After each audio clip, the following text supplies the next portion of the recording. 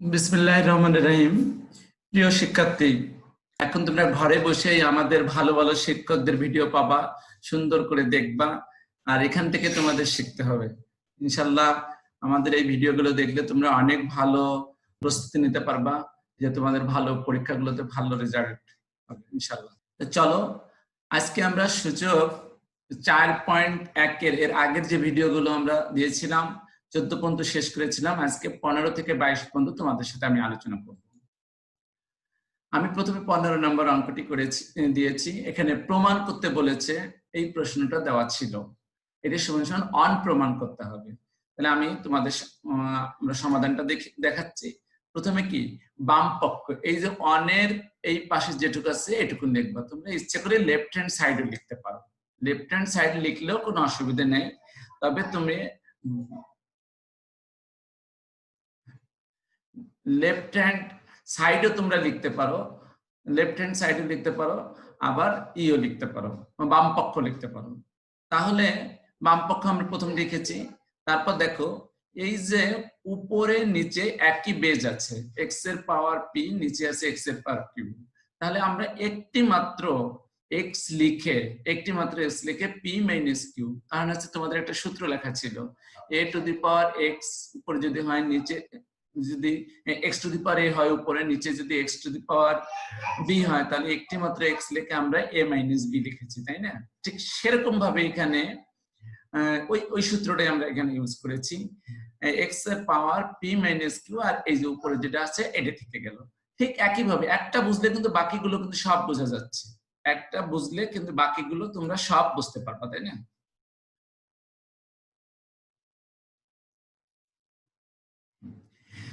তাহলে এখন এইগুলো ঠিক একই ভাবে হয়েছে, তাই না? এখানে যেমন একটা মাত্র এক্স লিখে কিউ মাইনাস আর, তাহলে এখানে কিউ প্লাস আর, আর এই যে পাওয়ার যেটা আছে এটাই থাকবে। ঠিক অনুরূপ ভাবে একটা মাত্র এক্স লিখে আর মাইনাস পি, একই ভাবেই লিখেছি আমরা। তাহলে পরবর্তী লাইনে যাই আমরা। তাহলে এখন এই দুইটা পাওয়ার আমরা গুণ করে দেব। দেখো এখানে পি মাইনাস কিউ, আর এখানে আবার পি প্লাস কিউ আছে, তাই না? অর্থাৎ এ মাইনাস বি, আর এখানে এ প্লাস বি। তাহলে কি আমরা A square minus B square formula ফেলতে পারি? তাহলে P square minus Q square. আর এই যে মাইনাস আর থেকে গেছিল, এই আর এই দুইটার সঙ্গে গুণ হবে, কারণ হচ্ছে এই দুইটা প্রথম তো পি প্লাস কিউর সঙ্গে গুণ হয়ে গেছে, এই মাইনাস আর আবার পি মাইনাস কিউর সঙ্গে গুণ হবে। তাহলে মাইনাস আর যদি পির সাথে গুণ করো, তাহলে পি আর মাইনাস মাইনাসে প্লাস কিউ আর। ঠিক অনুরূপ ভাবে এখানে কিউ মাইনাস আর আর কিউ প্লাস আর, তাহলে কিউ স্কয়ার মাইনাস আর স্কয়ার। মাইনাস পি দিয়ে এই দুইটির সঙ্গে গুণ হবে, মাইনাস পি কিউ মাইনাসে মাইনাসে প্লাস পি আর। অনুরূপ ভাবে R minus P R plus P, তাহলে R square minus P square, minus Q গুণ হবে কিউ আর মাইনাসে মাইনাসে প্লাস পি কিউ।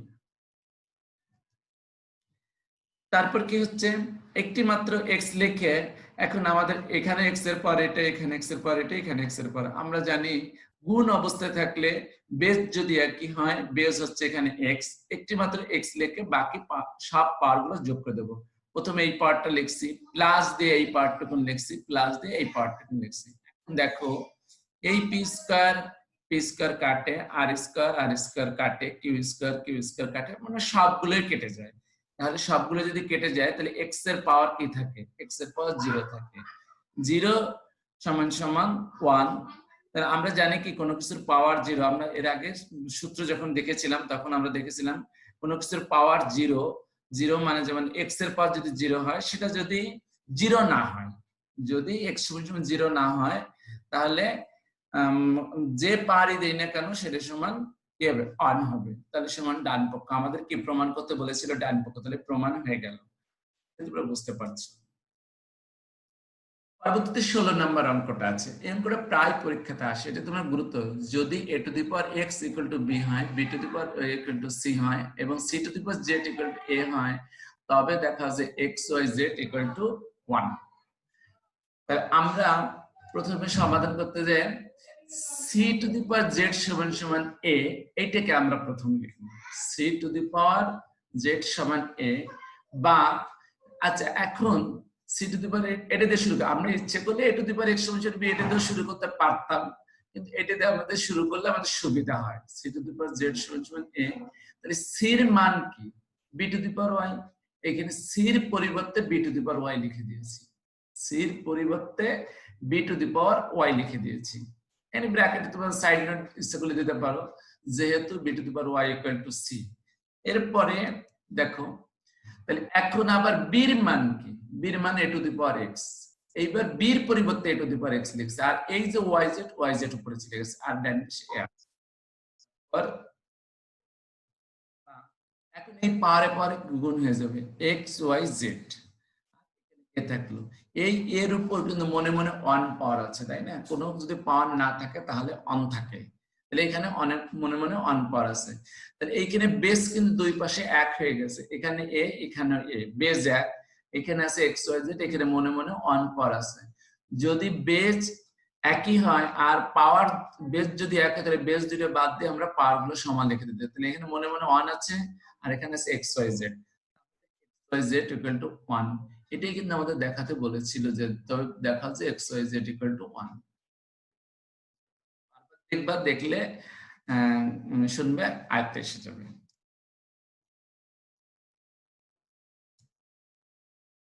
এরপর সমাধান আছে, সমাধান আছে 17 থেকে 20 পর্যন্ত। আমরা প্রথমে 17 নম্বর সমাধানটা 4 two the power x equal to 8। তাহলে এখন এখানে 4 মানে কি 2 স্কয়ার, 4 মানে 2 স্কয়ার, আর এই যে x আছে ইচ্ছে হলে তোমরা ব্র্যাকেট দিয়েও লিখতে পারো, 4 two the power 4 K 2 square, তার আবার ব্র্যাকেট দিয়ে x লিখতে পারো, আর একবারে লিখে দিলে হবে। আর 8 কে 2 টু দি পাওয়ার 3। তারপর দেখা যাচ্ছে কি, যেহেতু দুই জায়গা বেস একই হয়ে গেছে, আগের অঙ্কটা আমি বলেছিলাম বেস এখানে 2 এখানেও 2, তাহলে একটি বেসকে আমরা কি করতে পারি, পাওয়ার দুটি সমান লিখে দিতে পারি। যেহেতু বেস এক হয়ে গেছে, তাহলে 2 two the power x equal to 3। তারপর তাহলে x ইকুয়াল টু ওই 2টা নিচে চলে গেল, x এর ভ্যালু সমাধান করা মানে কি x এর ভ্যালু বের করতে, তাহলে আমরা x এর ভ্যালু x সমান 3/2। ইচ্ছা করলে ভাগ করে ভাগ করলেও চলবে। Number 2 two the power 2x plus 1 equal to 128 আছে। তাহলে এখন এই 2 two the power 2x plus 1 থাকলে 128 টা দেখো 2 এর পাওয়ার যদি আমরা 7 দেই, 2 এর পাওয়ার 7 দিলে কিন্তু 128 হয়ে যায়। তোমরা 2 এর পাওয়ার 7 দিয়ে দেখতে পারো, দেখবা যে 100। আমাদের উদ্দেশ্য কিন্তু একটাই, যে বেস এক করা যায় কিভাবে। বেস এখানে বেস 2 বাদ চলে যায়, 2x plus 1 equal to 7, 2x plus 1 equal to, এইবার কি করব, 1 টাকে ডান পাশে নিয়ে যাই, কারণ আমরা তো x এর ভ্যালু বের করব, তাহলে 2x বাম পাশে থেকে যাবে। তাহলে 7 এই 1 যখন এই পাশে আসছে তখন কি হয়েছে, মাইনাস হয়ে গেছে। তাহলে আর 7 থেকে 1 গেলে কত থাকবে, 6 থাকবে, 7 থেকে 1 গেলে 6, আর ওই 2 নিচে দিয়ে দিয়েছি, তাহলে কাটাকাটি গেলে কত হবে, 3, x ইকুয়াল টু 3 आंसर। তারপরে আমরা 19 নম্বরের অঙ্কটা আছে কি, √2 তার √3 তার পাওয়ার আবার x প্লাস 1 ইকুয়াল টু ঘনমূল 3 তার পাওয়ার 2x মাইনাস 1। আমাদের এখন বেজ এক করতে হবে। আমরা জানি রুট মানে হচ্ছে হাফ, রুট ওটা কিছু রুট পাওয়ার রুট মানে হচ্ছে ওটা 3 এর পাওয়ার হাফ, সেই হাফের সাথে যদি x প্লাস 1 গুণ হয়ে যায় তাহলে কত, x প্লাস 1/2 হয়। আর এবং ঘনমূল 3 মানে কি 1/3, সেই 1/3 যখন 2x মাইনাস 1 এর সাথে 2x মাইনাস 1/3 হচ্ছে, আর নিচে 3 থাকতেছে, তাই না? এখন কি বেজ এক হয়ে গেছে, এখানে 3 হয়ে গেছে, এখানে 3 হয়ে গেছে, তাহলে 3 3 কি বাদ যাবে, কেটে যাবে 3 3। তাহলে কি থাকবে, x plus 1/2 equal to 2x minus 1/3, এটা থাকবে। হ্যাঁ, এটা রেখেছি। আমি আর গুণ করব, এটার সাথে এটা গুণ, এটার সাথে এটা, তোমরা যে কোনোটা আগে করতে পারবা গুণ, কিন্তু আমরা সবসময় যে গুণ করার সময় দেখি কোনটা x বড় আসে এবং ধনাত্মক আসে x। 2 এর সাথে যদি এটা গুণ করি তাহলে কি 4x মাইনাস 2 হবে, তাই না? এই যে 2 দিয়ে এটার গুণ করে দিয়েছি প্রথম, 2x 2 দুগুণে 4x মাইনাস 2 কে 2, আর এটার সাথে এটা গুণ 3x প্লাস 3 কে 3।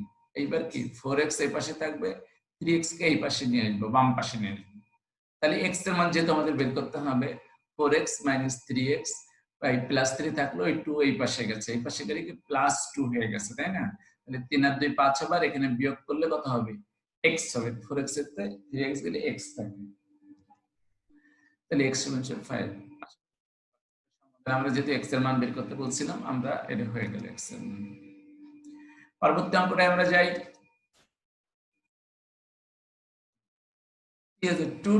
এটা বেশ একটু গুরুত্ব সহকারে, যারা তোমরা উচ্চতর গণিত কারো তারা এই অঙ্কটা উচ্চতর গণিতেও আছে, এই ধরনের নিয়মের অঙ্ক আছে, কিন্তু সাধারণ গণিতে আমরা যে শুধুমাত্র এই অঙ্কটাই আছে।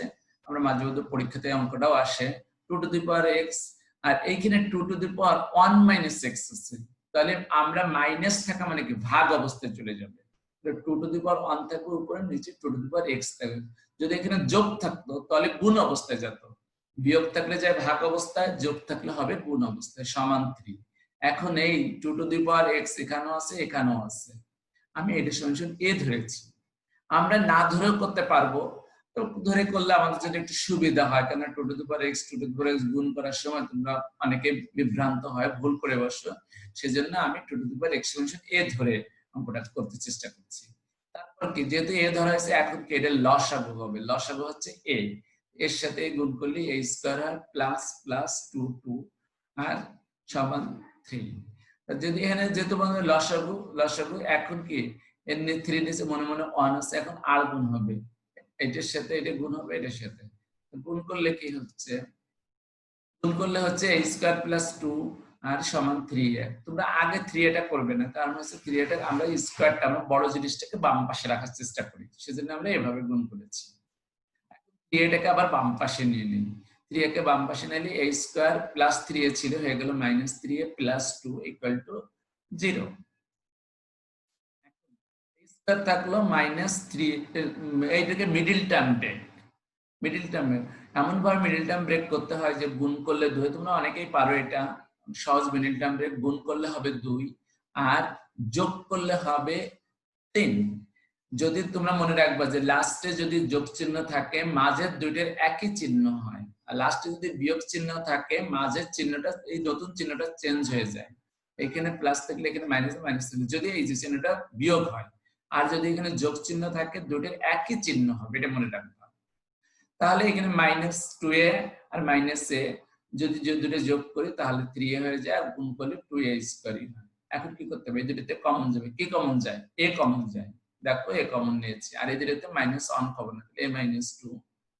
তাহলে এখন a মাইনাস 2 আর a মাইনাস 2 দুটোর মধ্যে আবার কমন যায়, তাহলে a মাইনাস 2 কমন নিলে থাকতেছে কি a মাইনাস 2, আর এখানে a আর এই 1 থাকে।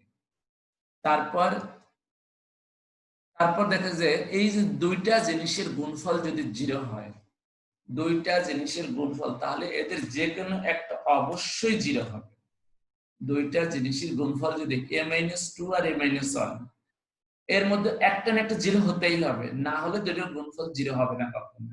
ধরে নিলাম এইটার মান 0 অথবা এটার মান, কোনটা এটা তো আমরা জানি না, হয় a-2 = 0 অথবা a-1 = 0।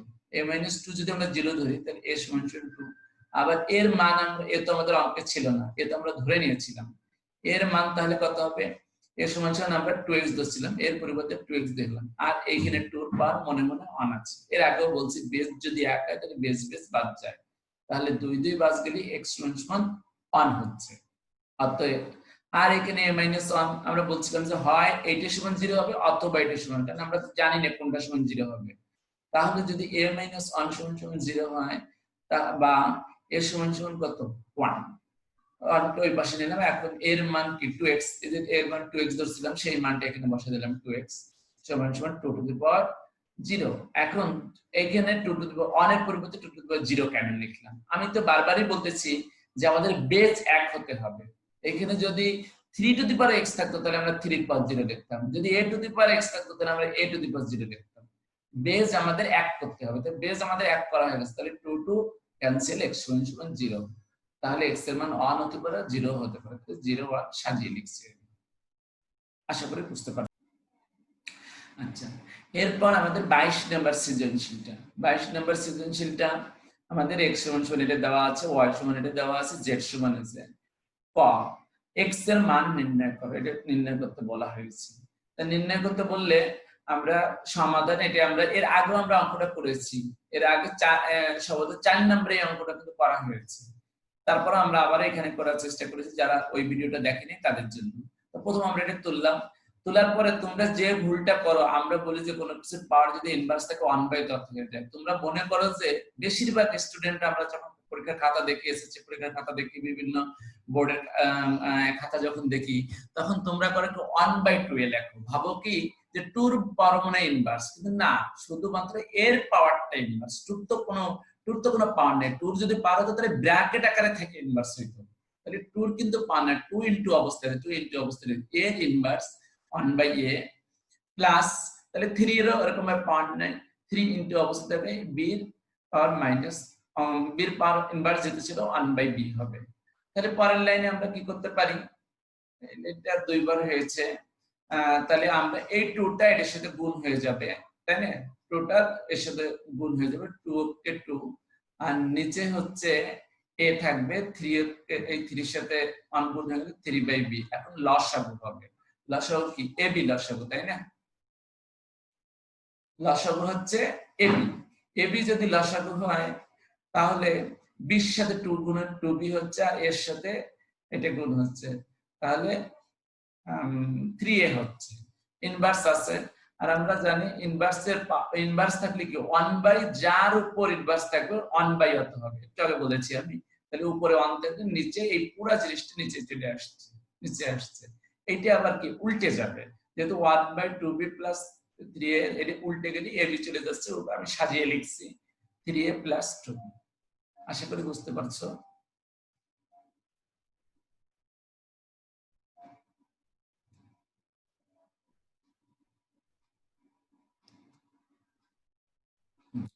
সৃজনশীলের খ নাম্বারটা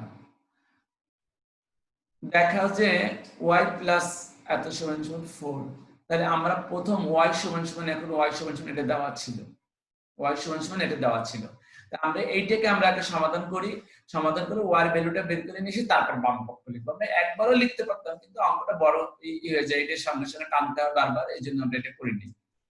আচ্ছা, তাহলে এখানে কি আছে, এখানে x এর পাওয়ার p এটা লিখছি, আর এই যে পাওয়ার, এই যে লগেন, এই যে রুটের মধ্যে এই যে যেটা থাকে, রুটের মধ্যে 3 থাকলে, 4 থাকলে, 5 থাকলে শুধু 2 থাকে না, আর যেটা থাকবে 1/, তত হবে। যেমন একটু আগে আমরা একটা অঙ্ক দেখেছিলাম, রুটের মধ্যে তো 3 ছিল, তাহলে 1/3 লিখছিলাম, pq আছে 1/pq।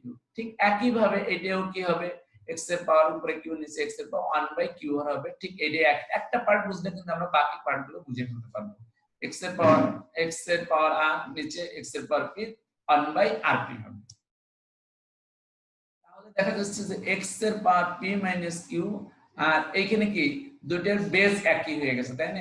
x এর পাওয়ার p নিচে, তাহলে এই যে ফর্মুলাটা, এই ফর্মুলাতে একটা মাত্র a লিখে যেমন m মাইনাস a না, এরকম ভাবে একটা মাত্র x কে p মাইনাস q আর 1/pq থাকলে এখানে একটা মাত্র x লিখে q মাইনাস r, নিচে 1/2r হচ্ছে। ঠিক একই ভাবে একটা মাত্র x লিখে r মাইনাস p 1/, তাহলে এখন এই পাওয়ার আর এই পাওয়ারটা গুণ হবে, গুণ হলে কি হবে, p মাইনাস কিউটা অনের সাথে গুণ হয়ে যাবে, আর নিচে pq হবে। ঠিক একই ভাবে, হ্যাঁ, p মাইনাস কিউ উপরে, নিচে pq, তাহলে একই ভাবে এখানে q মাইনাস r, নিচে qr। এটা এখন কি সব বেস, এটা বেস x, এটার বেস x, এটার বেস x, বেস যদি সবগুলো এক হয়ে যায়, তাহলে কি আমরা একটা মাত্র x লিখে পাওয়ারগুলো যোগ করে দিতে পারি। একটি মাত্র x লিখছি, এই পাওয়ার প্লাস এই পাওয়ার প্লাস এই পাওয়ার, সবকটা পাওয়ার যোগ করে দিচ্ছি। কোন ফর্মুলাটা কাজ করছে, a two the power m into a two the power n সমান সমান a two the power m plus n, এই ফর্মুলাটা কাজ করেছে।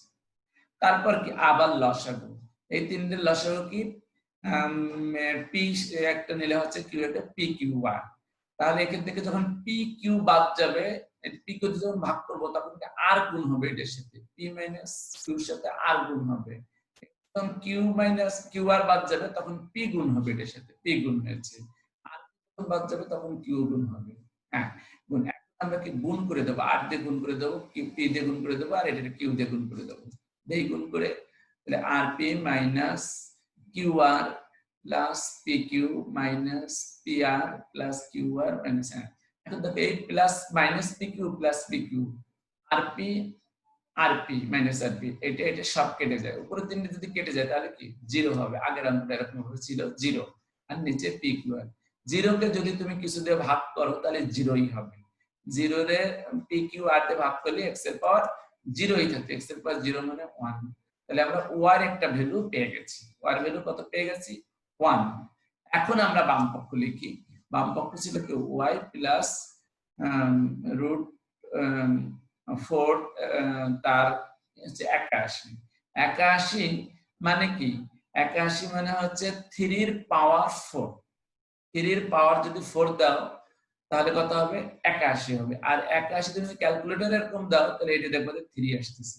3 এর পাওয়ার 4 দেওয়া আর এরকম দেওয়া, সেই 4 আর এই 4 কেটে যায় তাহলে 3 থাকবে এখানে। হ্যাঁ, y থাকলে আর এটার ভ্যালু কত? যদি তুমি ক্যালকুলেটরে দাও তাহলে 3 আসবে। তাহলে কত? 4। আমরা 4 প্রমাণ করতে চেয়েছিলাম, সমান ডান পক্ষ প্রমাণিত হয়ে গেছে। সৃজনশীল গ নাম্বারটা, গ নাম্বারটায় দেখা হচ্ছে y ভাগ z ইকুয়াল টু 25 এটা প্রুভ করতে হবে। আমরা খ নাম্বারে কিন্তু y এর ভ্যালুটা বের করে ফেলেছি। খ থেকে পাই y সমান কত বের করছি? 1 পেয়েছি, তাই না? 1টা আমরা, আর দেওয়া ছিল কি z সমান এটা দেওয়া ছিল। তাহলে এটাকে আমরা সমাধান করি। সমাধান করলে এটা এই নিচে যে m আছে আর m - 1 আছে এই দুটো গুণ হবে। m গুণ করলে m স্কয়ার মাইনাস m কে m। তোমরা ভুল করে আমরা প্রায় সময় দেখি m স্কয়ার মাইনাস 1 লেখা অনেকে খাতায়। এই m দিয়ে ভাবো যে শুধুমাত্র m এর সাথে গুণ হবে, 1 এর সাথেও গুণ হবে, যেহেতু পুরাটার উপর পাওয়ার। আর এই 25 কে 25 কে আমরা ইচ্ছা করলে 5 স্কয়ার লিখতে পারি আর m প্লাস 1। কারণ হচ্ছে কেন লিখতেছি, আমরা আসলে মৌলিক উৎপাদক ভাঙে ফেলতে চাচ্ছি। মৌলিক 25টা মৌলিক না, 5 মৌলিক, সেজন্য মৌলিক উৎপাদকে পাবো। কারণ সব জায়গায় 5 আছে, এক জায়গায় শুধু 25 আছে, এই জন্য 5 স্কেল রাখার চেষ্টা করছি। এখন নিচে m প্লাস 1 এদের গুণ করে দেই, আর উপরে এখন এই 2 দিয়ে পুরোটাকে গুণ হবে, 2m প্লাস 2 হবে। আর নিচে a plus b into a minus b মানে a স্কয়ার মাইনাস b স্কয়ারের ফর্মুলা। আমরা কি ভাগ থাকলে কি গুণ দিয়ে উল্টাই দিই। ভাগ থাকলে যদি এখানে ভাগ আছে, ভাগ দিয়ে আমরা গুণ দিই। ইচ্ছে করলে তুমি উপরের পার এটার থেকে আবার একটি মাত্র বেস দিয়ে 5 এইটা মাইনাস এটা লিখতে পারতে, এইটা মাইনাস এটাও লিখতে পারতে। তো আমি গুণ দিয়ে উল্টাই দিয়েছি, গুণ দিয়ে ভাগ রে গুণ দিয়ে উল্টাই দিয়েছি। উল্টাই দিলে এটা উপরে চলে গেছে, নিচে এটা চলে আসছে। উপরে যে দুইটা বেস একই হয়ে গেছে, নিচের দুটোর বেস সবই বেস এক। উপরের দুটোকে আগে আমরা পারগুলো যোগ করে দেবো, একটি মাত্র বেস লিখে নিচের একটা পার লিখে, নিচে একটা বেস লিখে পারগুলো যোগ করে দিয়েছি। তাহলে m প্লাস 1 তার সাথে যোগ হবে m স্কয়ার মাইনাস 1, নিচে m স্কয়ার মাইনাস m তার সাথে যোগ হচ্ছে 2m প্লাস 2। এখন উপরে নিচে একই বেস, একটি মাত্র 5 লিখে পাওয়ারগুলো, একটি মাত্র 5 লিখে উপরের পাওয়ার মাইনাস, উপরের অল্প ছিল নিচেরটা মাইনাস, সবগুলো চিহ্ন পরিবর্তন হয়ে যাবে। কারণ হচ্ছে নিচ থেকে যখন উপরে যাবে তখন কি চিহ্ন পরিবর্তন হবে। ইচ্ছে করলে তোমরা ব্র্যাকেট দিয়েও লিখতে পারো, তখন চিহ্ন পরিবর্তন করা লাগে না, পরে চিহ্ন পরিবর্তন করতে আমি একবারে করে দিয়েছি। প্লাস m স্কয়ার হয়ে গেল minus m square plus minus m plus m, সবগুলো চিহ্ন পরিবর্তন হয়েছে। তাহলে দেখো এই 2m, m আর m এর সাথে কাটে, m স্কয়ার কাটে, 1 কাটে, মাইনাস 2 থাকে। এর আগে বলছিলাম মাইনাস কোন কিছুর পাওয়ার মাইনাস মানে 1 বাই কত, এই যে 1 বাই 5 স্কয়ার, 1 বাই 5 1 বাই 25। তাহলে আমরা z এর মান পেয়ে গেলাম, z এর মানটা আমরা বের করেছি 1 বাই 25। তাহলে এইবার আমি বাম পক্ষ লিখতে পারি, বাম পক্ষ y ভাগ z, y এর মান বের করেছিলাম 1 আর z এর মান পেয়েছি 1 বাই 25। ভাগ লিখতে হতে পারি, আমি গুণ দিয়ে উল্টো দিতে পারি, এটার গুণ দিয়ে 25 হতে 25 ডান পক্ষ। এটা দেখাতে বলেছে, দেখানো